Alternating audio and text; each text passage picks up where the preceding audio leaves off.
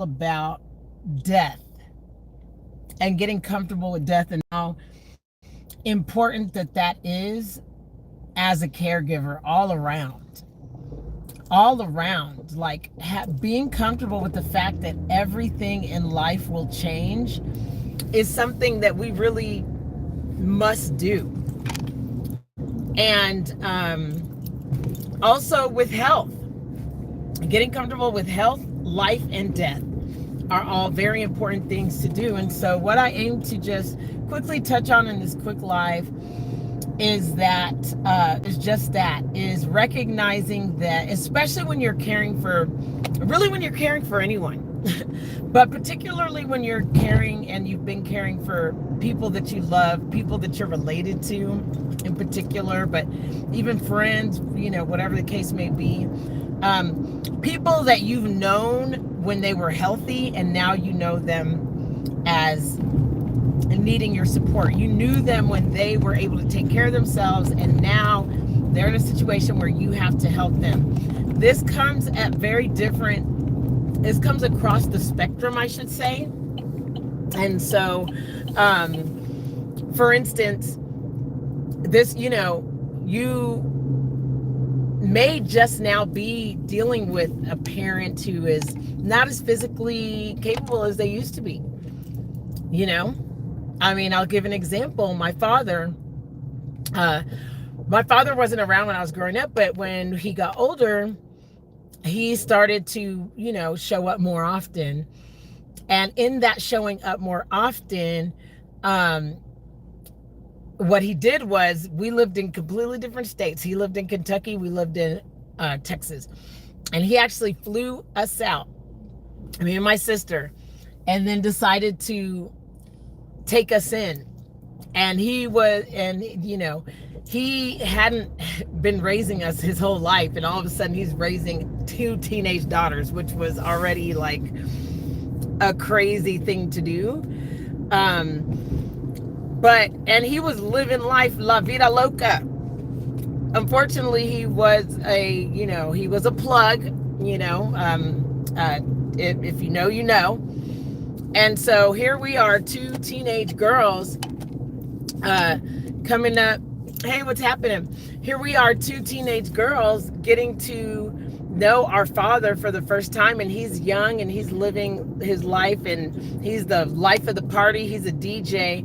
And when you're coming into that, okay, when you're a younger person, and when your father is younger and he's, and your family members, they're vibrant, and, it's easy to, of course you love them, you idolize them as your parents. But when they start getting older, I'm here in the United States, but when they start getting older and, let's say that this is my reality. So I had moved away.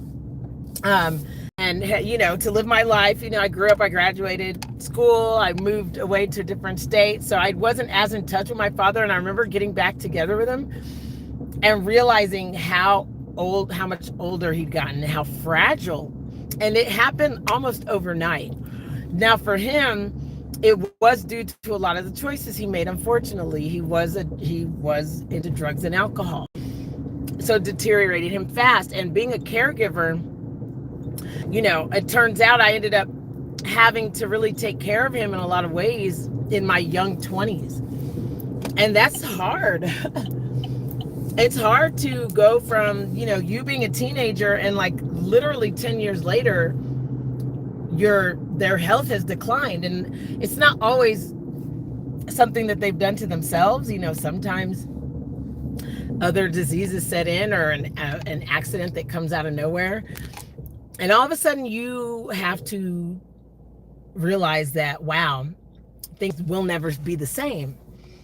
And that's a lot to take in, and nobody prepares you for that.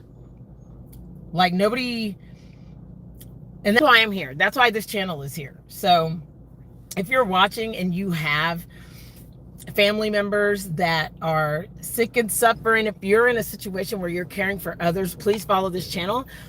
Because what I want to do here is let you know that this is a spiritual battle. First of all, it's a spiritual growth. Our whole life is a sovereign spiritual experience. And what you're going through right now is designed to, actually, believe it or not, is designed to empower you. Because there's something that the family members who do not get the luxury or the responsibility, which can feel like a burden, but you do have an opportunity to have a shift. There's several shifts that get to take place. One of the shifts is you get to realize that death is a part of life. A lot of human beings are able to escape that conversation. A lot of human beings are able to pretend like that they don't have to think about that right now. If you're a younger person and you are having to be a caregiver, or even if you're a caregiver, like that's your job, like you decided to be a CNA or something like that, it takes a special spirit and a special person to be able to do that kind of work. And so then if you're doing it for your family, and a lot of times, I was just talking to a colleague about this, a lot of times if you are a person who gets called on to help, and you make yourself available, you become that person for your family, and you become that person in every situation. And a lot of people don't teach us, those people that are that person, that, hey, if I have the time and I have the energy, you know what, let me go ahead and show up. But what we don't realize is that ends up informing a lot of our lives. Because we don't understand that what we're going through, and that responsibility of walking through someone during their dark times, when it's especially when a health is deteriorating, that's a whole life lesson that's happening. It's not just, she's there for them, so it shouldn't be that way. But a lot of times we may take that on, especially if we're younger, especially if we don't have kids yet. There's so many reasons why. But what it did for me, and I realized this, what it did for me is that it stopped me from even moving forward in having children and stuff like that. The amount of time and energy that I put into being there for my family while they were sick. Hi. It affected me. It affected my ability it affected me on such a cellular level. I didn't realize how depressing that was. I was glad to be there for them. I wouldn't change it for a thing. The only thing that I would change now is I would recognize that, Michelle, you can't do this alone. Number two, yes, you're being a sacrificial kind of a lamb for your family and for that person, and you want to be there with that person, but we need to be able to have the real conversations that need to be had. Everybody was kind of just like, it was always, everything's going to be okay. And and nobody also talks about how devastating and scary it is when you have a family. Hey, what's up? Kaiser? Hey, Kaiser. Nobody talks about how devastating it is when you have a family that they're sick so much. They go to the hospital so much. Hi. They go to the hospital so much, not just the doctor, but the hospital. They go to the hospital so much that you kind of just take it for granted, like, oh, they're in the hospital again. Nobody talks about that. But one of these days, they're not just going to be in the hospital again. That's important to understand. And when you have somebody who is strong and resilient and they go in and out of the hospital and they always come back, it's easy to just be like, this is the routine. But it's not always guaranteed that they're going to go to the hospital and come back. And I just want to say that's what I mean when I'm talking about health, life, and death. Let these moments that you're caring for others make you realize how to care for yourself, so that you can be there in fullness and, an excellent letter and spirit. Learn how to be resourceful and communicate with all of your family members so that everyone can contribute to thank you. So that everyone can contribute to, thanks for the sub.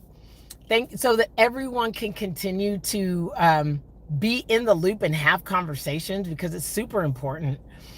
And then just realize that one day we all will go. So this person that you're caring for is not going to live forever. Let me see. And if you're somewhere else again this Friday, I can tell you that today is pretty chill, but like there is nothing going by. Well, thank you. Bye. Yes, I'm in the USA. So anyways, that's it. I just wanted to kind of have a quick conversation about that. I think that's important. Peace.